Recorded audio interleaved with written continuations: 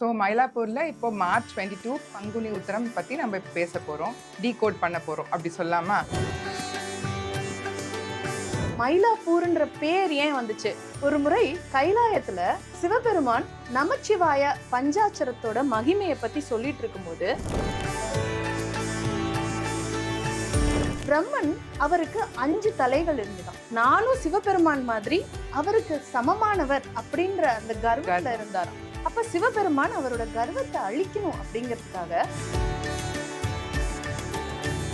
வருஷம் வருஷம் நான் தேருக்கு மட்டும் போயிடுவேன், அந்த கயிறு எப்படியாவது தொட்டுருவேன், கயிறு தொடுறவங்களையாவது தொட்டுருவேன். அப்படி ஒரு கனெக்ஷன் எப்படியாவது வைப்பு கொடுத்துருவாரா கபாலி அப்படி. அந்த அதிகார நந்தின்னு சொல்லுவாங்களே, அது எத்தனாவது நாள்? ஐயோ ஜெயஸ்ரீ, அவரை பத்தி பேசணும்னா இன்னைக்கு ஃபுல்லா நான் பேசிட்டே இருப்பேன். அவரு தான் வந்து அஃபீஷியல் க்ரௌட் புல்லர் சொல்லாமா? Hey Priya. Hi Jayashree. At last நினைச்ச மாதிரியே மெய்யழகிகள் ஸ்டார்ட் பண்றோம். ஆமா ஜெயஸ்ரீ, ரொம்ப ட்ரீம் மாதிரி இருக்கு ஜெயஸ்ரீ. இந்த செட்டப்லாம் பார்க்கும்போது, உங்களை சாரியில பார்க்கும்போது ரொம்ப ஹாப்பியா இருக்கு. நீங்களும் ரொம்ப பியூட்டிஃபுல்லா இருக்கீங்க. தேங்க்யூ. கிரீன் கிளி மாதிரி தானே இருக்காங்க, ஆடியன்ஸ் கிட்ட கேட்கலாமே. ஓ தேங்க்யூ. முதல்ல இந்த மெய்யழகிகள்ன்ற பேரு நம்ம வச்சிட்டோம், ஏதோ ஒரு எமோஷன்ல வச்சிட்டோம். ஆமா, அப்புறம் சரி எல்லார்ட்டையும் போய் கேட்டு பார்ப்போம் என்ன சொல்றாங்க, ரியாக்ஷன். என் ஃப்ரெண்ட்ஸ் கிட்ட எல்லாம் கூட கேட்டோம். அவங்க எல்லாமே ஸ்ட்ரைட்டா அது ஹார்ட்க்கு டச் ஆச்சு, ரொம்ப ஃபீலிங் நல்லா இருந்துச்சு. ஆனா இதுல ஒரு டவுட் கேட்டாங்க, மெய்யழகன் மாதிரி மெய்யழகிகள்ல யாரு அரவிந்த் சுவாமி, யாரு கார்த்திக் அப்படின்னு கலாய்ச்சிட்டு இருந்தாங்க. ஸோ வீவர் அதை பத்தி பேசிட்டு இருந்தோம். நீங்க சொல்லுங்க ஜெயஸ்ரீ, நம்மள யார் அரவிந்த் சுவாமி, யாரு கார்த்திக்னு? நீங்க அரவிந்த் சுவாமியா இருக்கும்போது நான் கார்த்திக், நான் அரவிந்த் சாமியா இருக்கும்போது நீங்க கார்த்திக். கண்டிப்பா. ஸோ இந்த மாதிரி தான் ஒரு ஜாலியான இதுல தான் நோட்ல ஆரம்பிச்சது இந்த மெய்யழகிகள். பட் இனிமேட்டு நம்ம ஃபியூச்சர்ல நிறைய ஸ்டெப்ஸ் எடுத்து நம்ம பண்ண போறோம். நீங்க சொல்லுங்க மெய்யழகிகள் பத்தி.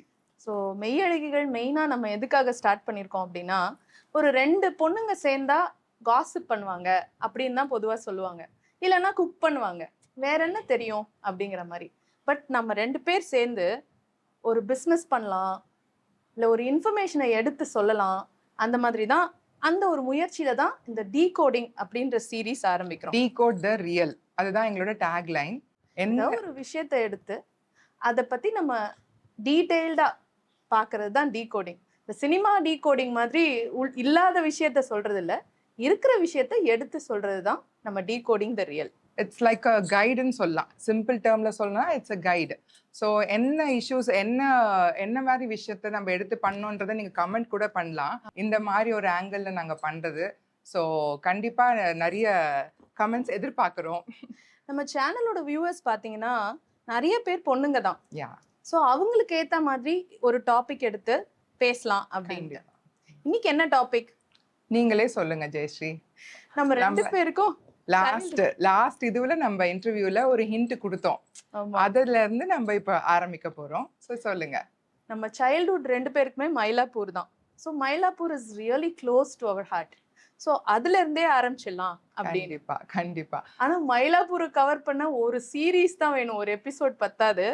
அதனால பிரியா இன்னைக்கு மயிலாப்பூர்ல ஒரு நிகழ்ச்சி எடுத்து அது சிறப்புகளை சொல்லலாம் அப்படின்னு ஆரம்பிச்சிருக்காங்க. ஸோ மயிலாப்பூர்ல இப்போ மார்ச் 22 பங்குனி உத்திரம், அதாவது மயிலாப்பூர் கபாலி கோயில்ல நடக்கிற பங்குனி உத்திரம் பத்தி நம்ம இப்ப பேச போறோம், டீகோட் பண்ண போறோம், அப்படி சொல்லாமா? ஸோ அந்த ஃபெஸ்டிவலை பத்தி எங்களுக்கு தெரிஞ்சது, நாங்க கேட்டது, ரிசர்ச் பண்ணதுல இருந்து எங்களுக்கு தெரிஞ்ச இன்ஃபர்மேஷன் தப்பா இருந்தா ப்ளீஸ் நீங்க கமெண்ட்ல சொல்லலாம். ஏன்னா நாங்க வந்து we are learning. ஸோ நீங்க நிறைய சொல்லலாம். ஸோ ஜெயஸ்ரீ வந்து ஸ்டார்ட் பண்ணுவாங்க.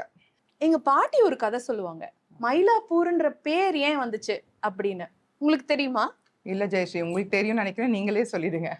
ஒரு முறை கைலாயத்துல சிவபெருமான் நமச்சிவாய பஞ்சாட்சரத்தோட மகிமையை பத்தி சொல்லிட்டு இருக்கும்போது அதை கவனிக்காம பார்வதி தேவி மயில் டான்ஸ் ஆடிட்டு இருந்ததை பார்த்துட்டு இருந்தாங்களாம்.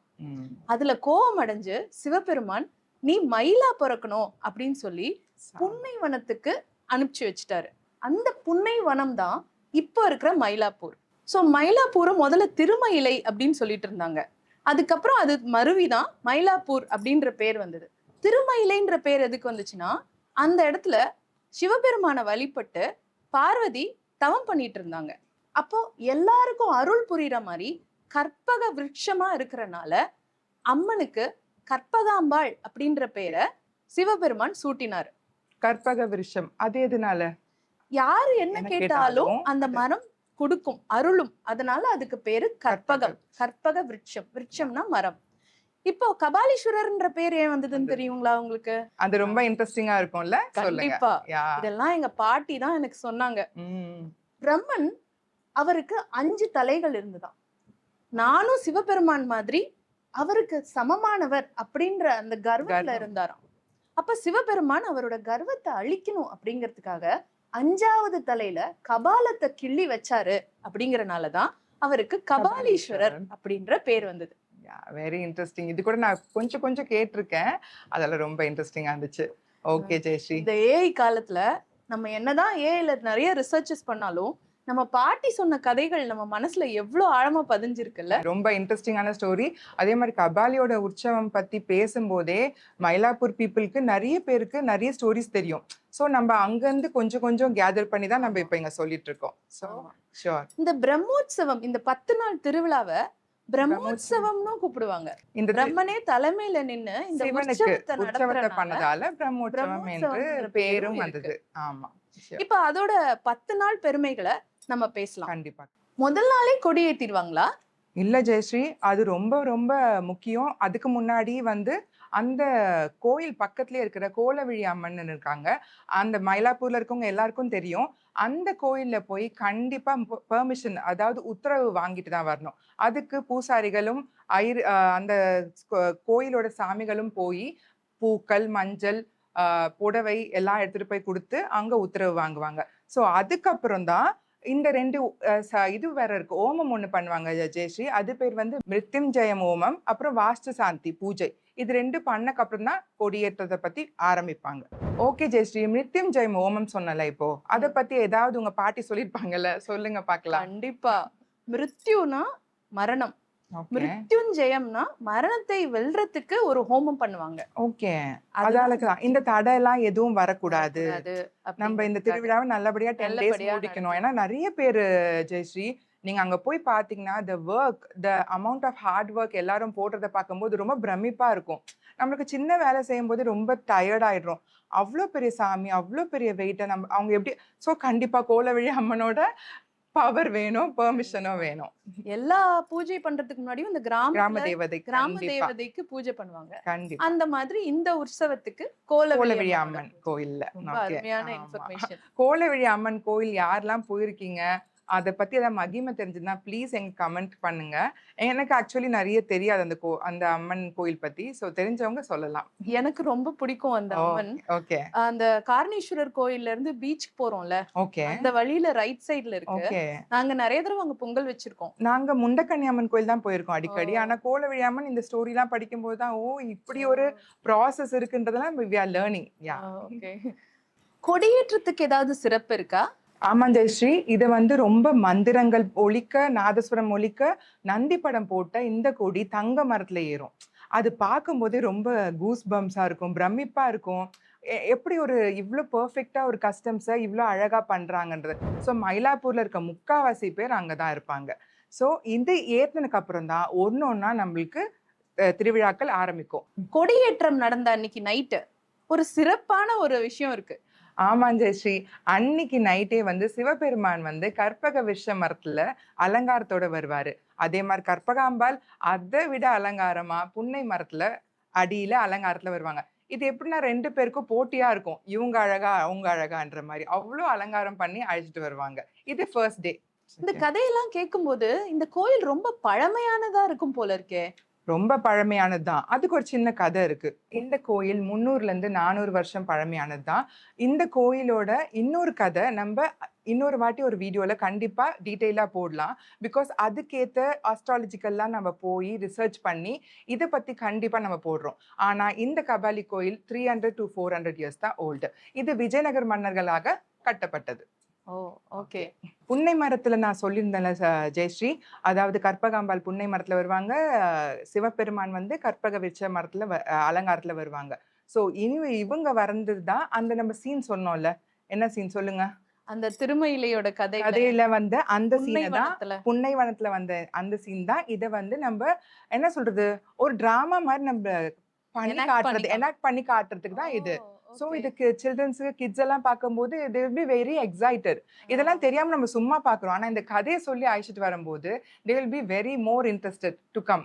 ஆமா, கண்டிப்பா. அடுத்த கண்டிப்பா. ஜெனரேஷனுக்கு இந்த கதை கண்டிப்பா, போய் சேரணும். கண்டிப்பா, கண்டிப்பா ஜெயஸ்ரீ.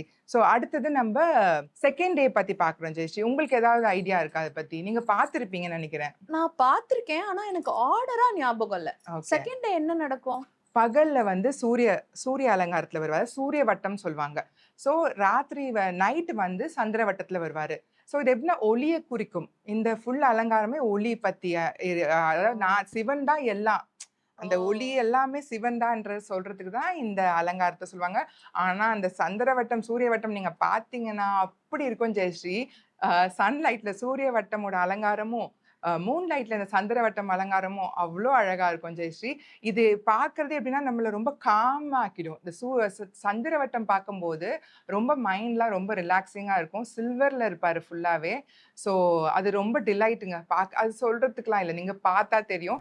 அந்த அதிகார நந்தின்னு சொல்லுவாங்களே, அது எத்தனாவது நாள்? ஐயோ ஜெயஸ்ரீ, அவரை பத்தி பேசணும்னா இன்னைக்கு ஃபுல்லா நான் பேசிட்டே இருப்பேன்.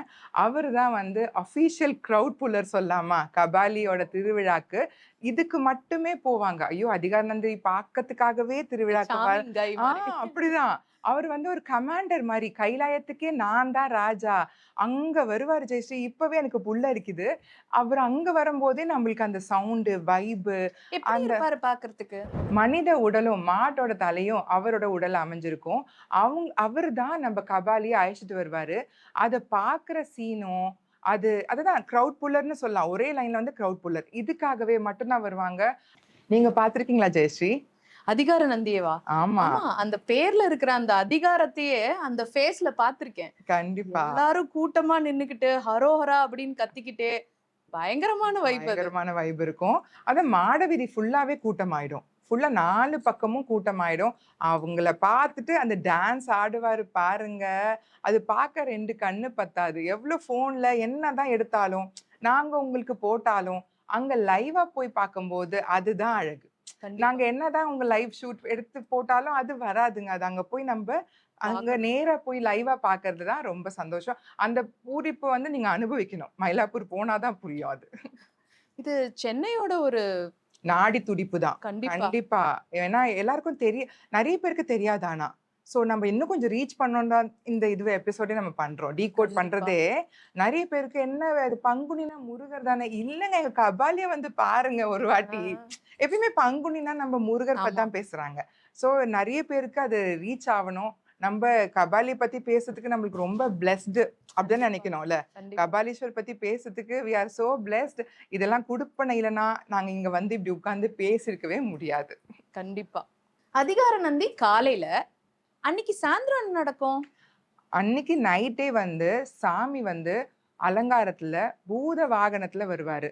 இதுவும் ரொம்ப யுனிக்கான ஒரு அலங்காரமா இருக்கும் ஜெயஸ்ரீ. 4வது நாள் எந்த வாகனத்துல வருவாரு? ஜெயஸ்ரீ 4வது நாள் வந்து சிவபெருமான் வந்து புருஷ மிருக வாகனத்துல ரொம்ப அலங்காரமா வருவாரு. இது என்ன கதைன்னு சொல்ல முடியாது. இந்த வாகனத்தோட பொருள் வந்து மனிதன் பாதி மிருகம் பாதின்ற மாதிரி சொல்ற மாதிரி. நம்மளுக்கு கோபம் உள்ள இருக்கும். சில டைம்ல ரொம்ப ஆக்ரோஷமா ஆயிடுவோம். சில டைம்ல ரொம்ப அன்பா இருப்போம். எதுக்குன்னு தெரியாது. சோ இது 2த்தையுமே கட்டி ஆள்றது வந்து நம்ம சிவபெருமான் தான், நம்ம கபாலி தான். அதை சொல்ற உணர்த்தும் வகையில் இந்த வாகனம் வரும்.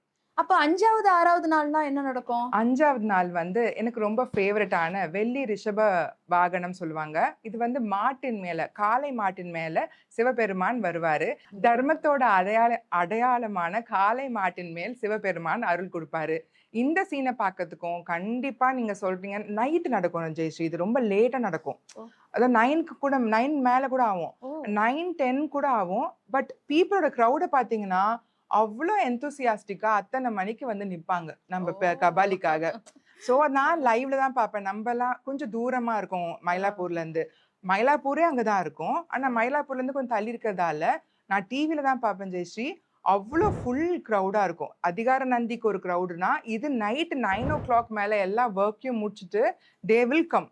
கண்டிப்பா அதை பார்த்தே அவனும். அவர் வெள்ளி வாகனத்துல, அந்த வெள்ளி ரிஷப வாகனம் சொல்லுவாங்க, அது அவ்வளோ அழகா இருக்கும் ஜெயஸ்ரீ. யானை வாகனம் தான் 6வது நாள்.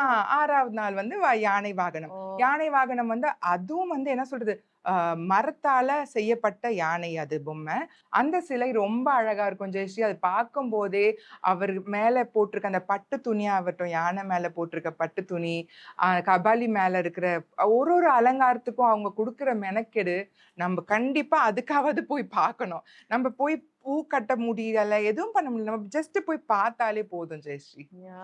அண்ட் அந்த யானை மேல வரும்போது அவ்வளவு கம்பீரமா இருக்கும். அத நான் பார்த்திருக்கேன். அதுதான். யானை மேல இல்ல. சிவபெருமான் எந்த ரூபத்துல வந்தாலும் அந்த கபாலியோட ஸ்டைல்ல அதுல உட்கார்ந்துட்டு அந்த பிரேஸ்லெட்ல ஒரு டைமண்ட் தொங்கியிருக்கும். பார்த்திருக்கீங்களா இல்லையான்னு தெரியல. எனக்கு நான் கரெக்ட்டா ஞாபகம் இல்ல. நான் வாட்ச் பண்ணுவேன். எப்பயுமே அவரோட பிரேஸ்லெட்ல ஒரு ஸ்டோன் தொங்கும். அது அது அது வந்து அவரு ரிஷப வாகனத்துல எல்லாத்துலயும் வரும்போது அது டான்ஸ் ஆடும். அது அவ்ளோ நான் ரசிப்பேன். ஜூம் பண்ணிலாம் பார்ப்பேன். அந்த பிரேஸ்லெட்டுக்கு இருக்கிற குடுப்பன அப்படின்ற மாரி இருக்கும். சோ ரொம்ப அழகா இருக்கும். நீங்க கண்டிப்பா அந்த வெள்ளி ரிஷப வாகனம் 9:30 வீட்டு வேலையெல்லாம் முடிச்சுட்டு போய் பாருங்க.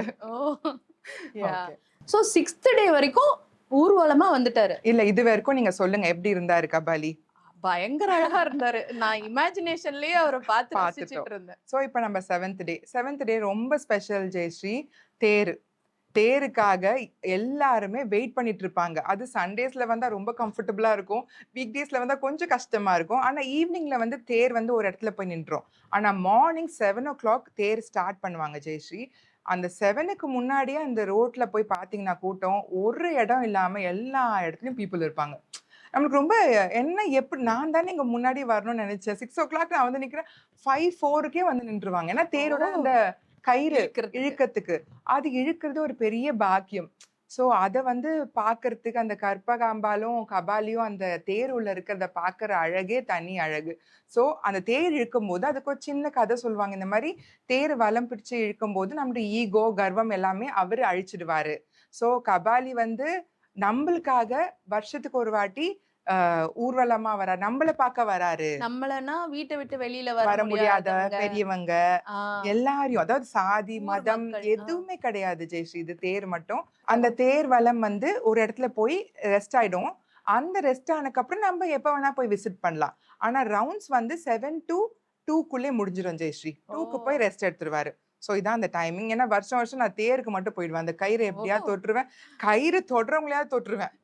அப்படி ஒரு அது indirect ஆ connection கனெக்ஷன் எப்படியாவது வைப் குடுத்துருவாரா கபாலி, அப்படி பாத்துருவாரா நம்மள கபாலி. ஓகே ஜெயஸ்ரீ, அன்னைக்கு தேர் அன்னைக்கு பாத்தீங்கன்னா ரொம்ப விசேஷம். நிறைய அன்னதானம் நடக்கும். ஏன்னா தேர் இழுத்துட்டு வரும்போது ரொம்ப டயர்டா இருப்பாங்கல்ல. சோ மோரும் பானகம், ice water, rose milk, variety variety எல்லாமே லைன்ல போயிட்டே இருக்கும்போது குடிச்சிட்டு போயிட்டே இருப்பாங்க பசங்க.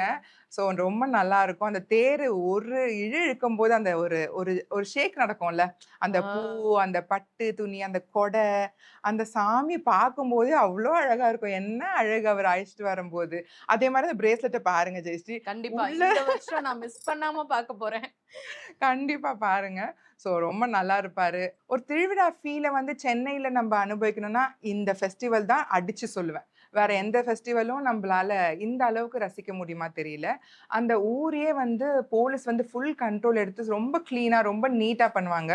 போலீஸ் ரொம்ப கஷ்டப்படுவாங்க ஆக்சுவலி. அதுவும் நான் சொல்லணும். ஏன்னா அவங்க ரொம்ப பெர்ஃபெக்ட்டா மெயின்டெயின் பண்றதுக்கு அவ்வளோ கஷ்டப்படுவாங்க. So we have to thank them also. கண்டிப்பா. எந்த இதுவும் நடக்கக்கூடாதுன்றதுக்காக நான் நிறைய வாட்டி போயிருக்கேன். போலீஸ் தான் வந்து எனக்கு தண்ணி குடுத்துருக்காங்க. அந்த பக்கம் போமான்னு ரொம்ப சேஃபா கைட் பண்ணுவாங்க. ஸோ கபாலி எல்லா உருவத்துல இருக்கிற மாதிரி போலீஸ் உருவத்துல கூட இருப்பாரோ அப்படின்னு நான் யோசிப்பேன். அந்த உலக புகழ் பெற்ற 63 திருவிழா அது 8th டே ஆஃப்டர்நூன் 8th ஆஃப்டர்நூன் தான் ஜெயஸ்ரீ.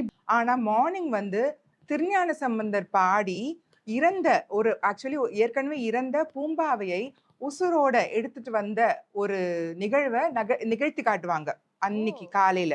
ஸோ தத்ரூபமா செஞ்சு காட்டுவாங்க. அதுக்கப்புறம் அன்னைக்கு ஈவினிங்கே வந்து பிச்சாந்தவர்னு ஒரு இது இருக்கு. பிக்ஷாந்தவர்னு சொல்லுவாங்க. அந்த 63க்கு மட்டும் 5 லட்சம் பேர் வருவாங்கன்னு சொல்றாங்களே, அது உண்மையா? கண்டிப்பா அது ரொம்ப கணக்கிட முடியாது ஜெயஸ்ரீ. அதெல்லாம் 5 லட்சம்ன்றது ரொம்ப கம்மி தான். கண்டிப்பா 5 லட்சம் பேர் வருவாங்க. சோ மேக்சிமம் எவ்வளவு வேணா வரலாம். நம்மளோட கபாலியோட அலங்காரத்தை பார்க்கறதுக்கும், இல்ல இந்த 63 63 என்ன கதை சொல்லுங்க ஜெயஸ்ரீ. 63 நாயன்மார்கள். யா, அவங்கதான் அவர் மேல நிறைய பாட்டு எழுதியிருக்காங்க சிவன் ஆமா. மேல. சிவன் எப்ப வருவாரு? தெரியல, நீங்க 63 இவங்க இத்தனை பேரும் வெளில வந்தக்கப்புறம் தான் சிவனே வருவாரு. ஓ அது என்னன்னா பக்திக்கு நான் அடிமை, ஓ அத சொல்றதுதான் இது. சோ 63 சாமிகளும் ஞாயன்மார்களும் வெளில போனக்கப்புறம் தான் சிவனே வெளில வருவாரு. பக்தி யாரு கொடுத்தாலும் நான் அவங்களோட அடிமை சொல்றதுதான் இந்த 63ஓட ஃபங்க்ஷனோட சிறப்பு, ஸ்பெஷாலிட்டி சொல்லலாம். ஓகே. சோ பிக்ஷாந்தவர் டே வந்து அன்னைக்கு சிவபெருமானே பிக்ஷை பாத்திரம் சொல்லுவாங்க. ஒரு பிக்ஷை பாத்திரமும் கம்பும் வச்சுட்டு அவரு ஊர்வலம் வந்து நம்ம கிட்ட பிக்ஷை எடுப்பாரு. சோ அந்த டே வந்து எல்லாருமே காசு தூக்கி போடுவாங்க. கபாலி கிட்ட காசு, சில்லற காசு தூக்கி போடுவாங்க. எல்லாமே வேண்டுதல் நடக்கும். நானே வந்து 2 வாட்டி அந்த மடிப்பிச்சை எடுத்திருக்கேன் ஜெயஸ்ரீ. எடுத்து கபாலியோட உண்டியிலேயே போட்டிருக்கேன். வேண்டுதலா? வேண்டுதல் பண்ணிக்கலாம். கல்யாணத்துக்காக, குழந்தையோட நலத்துக்காக, நம்மளோட ஹெல்த் இஷ்யூஸ்க்காக, எது வேணாலும் நம்ம நம்பிக்கை தான். நான் 2 வாட்டி பண்ணேன் ஜெயஸ்ரீ. நிஜமா மேஜிக். 3rd டைம் பண்ண போறேன். ரொம்ப ஹாப்பியா ஒரு பாட்காஸ்ட் அவரை பத்தியே பண்ண வச்சிருக்காரு பாருங்க. அது எனக்கு ரொம்ப பூரிப்பா இருக்கு ஜெயஸ்ரீ. சோ இட் ஆல் என்ன சொல்றது, கனெக்ட் பண்றாரு அவரு. ஏதோ கொஞ்சம் கஷ்டம் இருந்துச்சுதான், இல்ல சொல்ல. பட் அந்த அட்லாஸ்ட் அந்த பிக்ஷாந்தவர் அந்த 3rd இயர் வரும்போது I am just totally I am newly born. நான் புதுசா வந்துட்டேன். அவரை மாதிரி கெத்தா வந்துட்டேன்னு சொல்லாமா, அப்படி இருக்கு. ஸோ எனக்கு ரொம்ப ஹாப்பியா இருக்கு இந்த 3rd இயர். ஸோ நானும் கண்டிப்பா அந்த மடிப்பிச்சை எடுக்கும்போது உங்களுக்கு போட்டோஸ்லாம் அனுப்புறேன் ஜெயஸ்ரீ. அதுல எனக்கு ஒரு தயக்கமே இல்லை. நம்ம வந்து சாமிக்காக ஈகோ இது எல்லாத்தையும் விட்டுட்டு நம்ம சாமிக்காக பண்றோம். அவரு தான் எனக்கு, அவரு அப்பா மாதிரி நம்ம அவர் வச்சிருக்கோம். ஸோ அவருக்காக நம்ம ஒரு பொண்ணு வேண்டி நான் பண்றேன், அப்பா செய்யறேன்னு சொல்றாரு. அவ்வளவுதான். 3rd இயர் அங்க பாத்தீங்கன்னா அவ்வளோ பேர் இருப்பாங்க ஜெயஸ்ரீ. நிறைய நியூஸ் சேனல்ஸ்லாம் வந்து வீடியோஸ்லாம் எடுப்பாங்க. லைனா உட்காந்துட்டு இருப்பாங்க. சின்ன பசங்க, பெரியவங்க எதுவும் இல்லாம எல்லாரும் அவங்களோட மனசுல கபாலி கிட்ட வேண்டி அவரே அன்னைக்கு வராருல. அவரே வந்து பிக்ஷாந்தவரே வரும்போது இட் வில் பி வெரி, என்ன சொல்றது, ரொம்ப நம்மளுக்குலாம் அந்த வைபே ரொம்ப நல்லா இருக்கும். அந்த அலங்காரம் ரொம்ப அழகா இருக்கும். 8th டே தான் கிளைமேக்ஸ் மாதிரி இருக்கு இல்ல? அதுக்கப்புறம் 9th டே திருக்கல்யாணம் நடக்குமோ? 9th டே தான் கிராண்ட் ஃபெஸ்டிவலே. அன்னைக்கு தான் ஜெயஸ்ரீ ஊர்ல இருக்க எல்லாருமே இறங்கிடுவாங்க. ஈவினிங் 5க்கு மேல ஃபுல்லா லாக் ஆயிடும். நம்ம மயிலாப்பூரே ஃபுல்லா லாக் பண்ணிடுவாங்க. ஏன்னா அவ்வளோ கூட்டம் இருக்கும். அதால அன்னைக்கு வந்து நம்ம கபாலிக்கும் கற்பகாம்பாளுக்கும் கல்யாணம். திருக்கல்யாணம். ஆமா, ரொம்ப ரொம்ப ஸ்பெஷல். அன்னைக்கு அந்த கல்யாணத்தை பார்க்கும்போது நம்ம அந்த கல்யாணத்தை போய் விசிட் பண்ணா நம்ம குடும்பத்துல ஒற்றுமை நல்லா இருக்கும். நாட்டுக்கு செழிப்பு இருக்கு சொல்லுவாங்க. எல்லாமே இந்த கல்யாணத்தால நடக்கும்னு சொல்லுவாங்க. சோ இந்த கல்யாணத்தை பாக்குறதுக்கே ரொம்ப பெரிய குடுப்பனை வேணும். ஏன்னா 2 வாட்டி நான் ட்ரை பண்ணி கூட்டம் ஜெயஸ்ரீ, உள்ளேயே போக முடியல. வெளியில ஸ்கிரீன்ல டிவி போட்டிருந்தாங்க. சோ அதுல பார்த்து தொட்டு கும்பிட்டுட்டு வந்துட்டோம். சோ அதுக்கு போனா நீங்க 3 o'clock 2 o'clock அந்த மாதிரியே போயிட்டா நம்ம ரீச் ஆயிடலாம் மயிலாப்பூருக்கு. இந்த திருக்கல்யாணம்னு சொல்லும்போது எனக்கு ஒண்ணு ஞாபகம் வருது பிரியா. சொல்லுங்க. நான் ரீசெண்டா ஒரு கல்யாணத்துக்கு போயிருந்தேன். அப்போ மணக்கோலத்துல அந்த ஆணும் பெண்ணும், அதாவது திருமண தம்பதிகள் நிக்கும் போது அத வந்து நம்ம கடவுளை பாக்குற மாதிரி சமமா, இப்போ எப்படி கபாலீஸ்வரர் கற்பகாம்பாளை நம்ம திருக்கல்யாணத்தை போய் பாக்குறோமோ அந்த மாதிரி நம்ம ஒரு கல்யாணத்தப்போ அந்த தாலி கட்ட பாக்குறது கடவுளை பாக்குறதுக்கு சமம் அப்படின்னு சொன்னாரு. அதாவது கண்டிப்பா அந்த முகூர்த்தத்துக்கு போயிடணும் சொல்லுவாங்க நம்ம. ஓகே ஜெயஸ்ரீ. இப்போ இது 9 நாள் முடிஞ்சது. சோ 10வது நாள் காலைல என்ன பண்ணுவாங்க, ஏதாவது தெரியுமா ஐடியா? கொடி இறக்குவாங்க. அது ஏத்துனாங்க 1வது நாள். கண்டிப்பா அதான் பண்ணுவாங்க. நான் அதுக்கு முன்னாடி வந்து காலையில தெப்ப குளத்துல, அதாவது 10th டே நான் சொல்றேன் ஜெயஸ்ரீ. 10th டே மார்னிங் வந்து தெப்ப குளத்துல தீர்த்தவாரி நடக்கும். அதுக்கப்புறம் சிவபெருமான் ராவணேஸ்வரர் வாகனத்துல வருவாரு. இந்த வாகனத்தோட முடிவு, இந்த வாகனத்துல வந்துட்டாரு, எல்லாரும் நம்ம எல்லாம் ரெடி ஆயிடுவாங்க. ஓகே முடிஞ்சிருச்சு. கொஞ்சம் டல்லாவும் ஆயிடுவாங்க எல்லாரும். ஏன்னா கொடி இறங்க போகுது. அடுத்தது அதோட அடுத்த வருஷம் தான் கபாலிய அந்த பிரேஸ்லெட்டோட நீங்க பிரேஸ்லெட்லயே இருக்கீங்க. ஆக்சுவலி நான் ட்ரை பண்ணிட்டு இருக்கேன் ஜெயஸ்ரீ. அந்த மாதிரி பிரேஸ்லெட் நம்ம வாங்கணும், நம்ம வரைஞ்சு எடுக்கணும். அந்த டிசைனர் ரொம்ப அழகா இருக்கும் அவர் கையில. அது ராஜா லுக்கு கொடுக்கும் அவர் கையில இருக்கும்போது. சோ கண்டிப்பா இந்த கபாலி திருவிழா பிரம்மோற்சவத்தை நேர்ல போய் பார்த்தவங்க கமெண்ட் சொல்லுங்க. ஜெயஸ்ரீ, நீங்க வேற ஏதாவது பேசணுமா? இந்த வெக்கேஷன்லாம் நம்ம ஒரு 10 days போயிட்டு வந்தாலே டயர்ட் ஆகும். அப்போ இவர் 10 நாள் ஒவ்வொரு அலங்காரத்துல பண்ணிக்கிட்டு ஒவ்வொரு வாகனத்துல ஊர்வலம் வராரு. சாமிக்கும் டயர்டா இருக்கும்ல. சாமிக்கு மட்டுமா டயர்டா இருக்கும்? சுத்தி இருக்க குருக்களுக்கு. குருக்களுக்கு எல்லாருக்கும் வேலை ஜெயஸ்ரீ. அங்க ஒரு உலகமே வேலை செய்யற மாதிரி இருக்கும். பூ கட்டிட்டே இருப்பாங்க. பூ கட்டுறது வந்து ரெஸ்ட்டே இருக்காது. அதே மாரி அங்க தூக்குறவங்க, சாமி தூக்குறவங்க பார்த்தீங்கன்னா, இந்த இடமே வீங்கிருக்கும் ஜெயஸ்ரீ. ஸோ அந்த இடத்துல அந்த இது வச்சு வுட் வச்சு அவங்க அத பத்திலாம் இதுவே பண்ண மாட்டாங்க. கேரே பண்ண மாட்டாங்க. Next year they will come. அதே செட் ஆஃப் பீப்பிள் வந்துட்டே இருப்பாங்க. அந்த இடம் வீங்கியே இருக்கும். நான் பார்த்தே சொல்லுவேன், அவங்க சாமி தூக்குனவங்க. அந்த இடத்துல பல்ஜ் இருக்கும். ஸோ இதெல்லாம் வந்து அவங்களுக்கு வந்து ரொம்ப கபாலி குடுத்த ஒரு இதுவா தான் எடுத்திருக்காங்களே தவிர, ஏன்னா இப்ப நெனச்சு பாருங்க, வீட்ல நம்ம ஏதாவது பசங்ககிட்ட வேலை சொன்னாலே என்ன சொல்றாங்க? டயர்டா நீயே இருக்குமா, பண்ணு. நீயே பார்த்துக்கோமா. ஆனா சாமி தூக்கத்துக்கு எல்லா யங்ஸ்டர்ஸும் ஃபர்ஸ்ட் வந்து நின்னு இந்த வெயில்ல தூக்குவாங்க. அதே மாரி தூக்குறதுக்கு முன்னாடி நீங்க ஓகே தூக்குறது தானே. இப்ப மத்தவங்கலாம் என்ன ஜாலியா இல்ல. தூக்கிட்டு வரும்போது ரோடு எப்படி இருக்கும் ஜெயஸ்ரீ? வெயில் எப்படி இருக்கும்? இப்ப எப்படி வெயில் இருக்கு? செம்ம வெயிலா பயங்கரமா இருக்கு. இருக்கு. சோ அவங்க கார்பெட் போடுவாங்க. ஓடி ஆ. வந்து பசங்க கடகடன்னு கார்பெட் போடுவாங்க. அப்படி கார்பெட் ரொம்ப சொல்றது தண்ணி அடிப்பாங்க. சோ அவங்க தூக்கிட்டு வரவங்களுக்கு கம்ஃபர்ட். இவ்ளோ ப்ரீ பிளான்டா, இவ்ளோ பக்காவா பண்ணணும். ஒரு அவரு கல்யாணம் பண்றதே நம்மளுக்கு டயர்ட் ஆமா. ஆகுது. இது 10 வருஷா வருஷம் நாள் 10 10 நாள். நாள். அது ஒரு என்ன நம்ம மனசுல என்ன வச்சுட்டு நம்ம செய்றோமோ அதான். If you do it with happiness, it is not a pain. ம். கரெக்ட்டா? அது ம். கபாலிக்கு செய்றோம். அந்த பூரிப்பு வரும்போது, brain will give lots of power to you to do ah. Something. அதால அந்த மாரி தான் நான் நெனைப்பேன். ஏன்னா இந்த இடம் வச்சு, வலிச்சு, அவங்க திருப்பியும் அதே இடத்துல வைக்கிறாங்கன்னா, அவங்களுக்குலாம் ரொம்ப பெரிய சல்யூட் ஆக்சுவலி. நான் நெறைய பேர்ட்ட சொல்ல முடியாது. நம்ம கூப்ட்டு ஆமா. விஷ் பண்ண முடியாது. பட் நான் டிவில பார்க்கறதால சொல்றேன். அ YouTubeல பார்க்கறதால. ஆனா அந்த மாரி தூக்குறவங்களுக்குலாம் நான் ரொம்ப தேங்க்ஃபுல்லா நான் ரொம்ப பிளெஸ்டு நீங்கலாம் அப்டி நெனைப்பேன். ஸோ ஆமா. அதால வெரி வெரி ப்ரவுட். நம்ப இந்தியன், தமிழ், ஹிந்து கல்ச்சர்ல இப்படி ஒரு இருக்கு கல்ச்சர். அது இன்னும் நம்ம பண்ணிட்டு இருக்கோம். ரொம்ப சிறப்பா பண்ணிட்டு இருக்கோம்ன்றது எனக்கு ரொம்ப ஹாப்பி. இந்த மாரி பழமையான சரி. இந்த பழைய ட்ரெடிஷன்லாம் கன்டினியூஸா பண்ணிட்டு இருக்கிறதே அது ஒரு எஃபர்ட் தான். இப்ப அந்த 10 டேஸ் நிகழ்வுக்கு அப்புறம் சாமிக்கும் ரெஸ்ட் இருக்கு. ஆமா ஜெயஸ்ரீ. விடையாற்றின்ற ஒரு நிகழ்வு இருக்கு. 10 டேஸ் சாமி எங்கேயுமே போமாட்டாரு. அவரோட இடத்துல கோயில் உள்ளே தான் இருப்பாரு. அங்க நெறைய கலை நிகழ்ச்சிகள் நடக்கும். ஓ! பாட்டு நிகழ்ச்சி நடக்கும். Because he has to take rest. Rest அவருக்கும் எடுத்துக்கிட்டு ஃப்ரீயா இருக்கணும்ல. அப்படி ஆ ஆ. அவரு ராஜா மாரி அவர் இடத்துல உட்கார்ந்து நம்ம போய் பார்க்குற மாரி இருக்கும். ஸோ அந்த 10 டேஸோட முடிவுல இது நடக்கும்.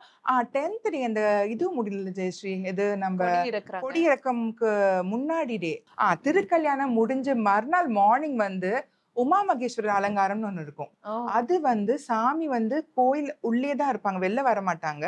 அன்னைக்கு மார்னிங் வந்து அந்த அந்த அலங்காரத்த பார்க்குறது ரொம்ப விசேஷம் சொல்வாங்க. ஓ! கணவன் மனைவி சண்டை இருந்தா கூட அந்த அலங்காரத்த போய் பார்க்கணும் அப்படி சொல்வாங்க. உமா மகேஸ்வரர் அலங்காரம். ஓ! அது நான் நெறைய வாட்டி போய் பார்த்துருக்கேன். ஏன்னா கோயிலோட திருக்கல்யாணம் முடிஞ்சு அப்பதான் கொஞ்சம் காலியா இருக்கும். வேற ஆ. வழி இல்ல. கல்யாணத்தப்ப நம்ம போ முடியாதுல்ல. ஆ. ஸோ மார்னிங் போம்போது காலியா இருக்கும் கோயில். ரொம்ப நல்லா இருக்கும் எத்தன அலங்காரம். மணிக்கு நடக்கும் அந்த அலங்காரம்? மார்னிங் 8ல இருந்து நம்ப ஓப்பன்ல தான் இருக்கும் பாக்க. ஜெயஸ்ரீ. நம்ம பார்க்க ஆரம்பிக்கலாம். ஸோ இது எல்லாமே அதான் சொல்றேனே, இன் டெப்த்தா ஸ்டோரி தெரிஞ்சவங்க ப்ளீஸ் எனக்கு நெறைய ஏதாவது தெரியலன்னா நீங்க கண்டிப்பா சொல்லுங்க. ஏன்னா ஜெயஸ்ரீக்கும் நெறைய தெரியாது. எங்களுக்கு தெரிஞ்சத நாங்க சொல்றோம். எங்களோட என்ன சொல்றது ஒரு பரவச நிலையில தான் நாங்க சொல்றோம் இத. ஆமா. எக்ஸைட்மென்ட் தான். எக்ஸைட்மென்ட், ஒரு ஹாப்பினஸ் எங்களோட சின்ன வயசோட அந்த சைல்ட்ஹுட் மெமரிஸ் எல்லாத்தையும் ஷேர் பண்ணிட்டு இருக்கோம். கண்டிப்பா. நீங்க கமெண்ட் பண்ணி, நீங்க சொல்ற டாபிக்ஸ கூட நாங்க எடுத்து பேசலாம் அப்படின்றது தான் எங்களோட ஐடியா. ஏன்னா பாக்குறவங்களுக்கு யூஸ்ஃபுல்லா இருக்கணும். நம்ம ஒரு விஷயம் பண்றோம்னா, அத கண்டிப்பா. பாக்குற ஆடியன்ஸ்க்கு அது யூஸ்ஃபுல்லா இருக்கணும். சோ இது எந்த அளவுக்கு யூஸ்ஃபுல்லா இருந்துச்சுன்னு தெரியல. ஆனா இத பத்தி பேசுறதுல எனக்கு ரொம்ப சந்தோஷமா இருந்துச்சு. இந்த வருஷம் மயிலாப்பூர் ஃபெஸ்டிவலுக்கு நான் கண்டிப்பா போவேன். கண்டிப்பா போறோம். இது குடுப்பன. சந்தோஷம் சொல்றதெல்லாம் ஜெயஸ்ரீ அப்புறம். வி ஆர் ஜஸ்ட் பப்பெட்ஸ்ன்னு சொல்லுவேன். மேல தான் அவர் இருக்காரு. கபாலியோ அந்த ராஜா இடத்துல அவர் தான் இருக்காரு. ஸோ அவர் தான் நம்மள வந்து பப்பெட் மாரி he is just pulling it. So ஜெயஸ்ரீய நான் மீட் பண்ணுவேன்னு எனக்கு தெரியாது. பிரியாவ ஜெயஸ்ரீ மீட் பண்ணுவாங்க தெரியாது. ஸோ இது எல்லாமே ஒரு இதுல வந்து கடைசியில கபாலிய பத்தி பேச வச்சிருக்காங்கல்ல. ஒரு அதாவது மாசம் கூட ஆகல அதல்ல. பிரியா. அதுதான் எனக்கு ஷாக்கிங்கா சொல்றேன். இது எல்லாத்தையும் ஹி ஒன்லி கேதர்ட் அஸ். கண்டிப்பா. நம்ம ஒண்ணுமே கிடையாது. வி ஆர் ஜஸ்ட் பப்பெட்ஸ் அவ்வளவுதான். சோ நம்ம லைஃப வந்து அவர்கிட்ட ஃபுல்லாவே அர்ப்பணிச்சுட்டா ரொம்ப ரொம்ப ரொம்ப ஹாப்பியா இருக்கலாம். ஃபர்ஸ்ட் எபிசோட்லயே பயங்கர தெய்வீகமா ஆரம்பிக்கிறோம். கண்டிப்பா இப்ப இந்த ஜெயஸ்ரீ. எபிசோட எப்படி எண்ட் பண்ண போறோம்? ஏதாவது ஐடியா இருக்கா? கண்டிப்பா ஜெயஸ்ரீ. எங்களோட ஆரம் ஈவென்ட்ஸ்ல ஆரம் கோலம்ஸ் அண்ட் பஜன்ஸ்னு ஒரு டீம் இருக்காங்க ஜெயஸ்ரீ. அவங்க வந்து நீங்க புக் பண்ணீங்கன்னா they will come to your home and put kolam and also sing bhajan song. So அதுல இருந்து ஒரு ஸ்பெஷல் கெஸ்ட் எங்களுக்கு இருக்காங்க. Special singer Advik Avantika. அவங்க வந்து நம்மளுக்காக போ ஷம்போ சாங்கை சிங் பண்ணுவாங்க. ஸோ கபாலிக்கு இதை விட ஒரு நல்ல சாங் எனக்கு இது எதுவும் தெரியல. ஸோ ப்ளீஸ் டூ எங்க சேனலுக்கு லைக் சப்ஸ்கிரைப் எல்லாமே பண்ணுங்க. பெல் ஐக்கான் கண்டிப்பா இது பண்ணிடுங்க. ஒரே ஒரு கேள்வி, ஆனா அடிக்க கூடாது. கண்டிப்பா அடி வாங்குவேன் சொல்லிடுங்க. அடிப்பீங்கன்னா சொல்ல மாட்டேன். இவ்வளவு நேரம் கதை கேட்டீங்கல்ல, நீங்க சொல்லுங்க கபாலியை பத்தி. இப்போ உங்களுக்கு என்ன புரிஞ்சுது 10 நாள் திருவிழால? ரொம்ப அழகா இருப்பாரு, கற்பகாம்பால ரொம்ப லவ் பண்றாரு, இதான் தெரிஞ்சது எனக்கு. ஓகே, இது வேற மாதிரி ஒரு பெர்ஸ்பெக்ஷன்ல நீங்க சொல்றீங்க. கரெக்ட். ரொம்ப அழகா இருப்பாரு, கற்பகாம்பால லவ் பண்ணுவாரு. அந்த திருக்கல்யாணத்தை மட்டும் நீங்க புடிச்சிருக்கீங்கன்னு நினைக்கிறேன். ஏன்னா அவர் உலா வரும்போதே அம்பாளோட தானே வராரு. கண்டிப்பா கண்டிப்பா. அவங்களுக்கு வந்து இது பங்குனி உத்திரம் வந்து ஒரு லவ் ஸ்டோரி மாதிரி ஆயிடுச்சு. எல்லா பரிமாணங்கள்லயும் வராரு. அதுல எனக்கு என்ன வேணுமோ அதை எடுக்க முடியும். நான் உங்கள்ட்ட ஒரு क्वेश्चन கேக்குறேன்னு சொன்னேன். அடிக்க மாட்டேன்னு ப்ராமிஸ் பண்ணுங்க. ப்ராமிஸ் வேற பண்றாங்க. சொல்லுங்க. ப்ராமிஸ் பண்ணுங்க. சரி, நான் பாட்டுக்கு செவனேன்னு இருந்தேன் அப்படிங்கிறதுக்கு ஏதாவது அர்த்தம் இருக்கா?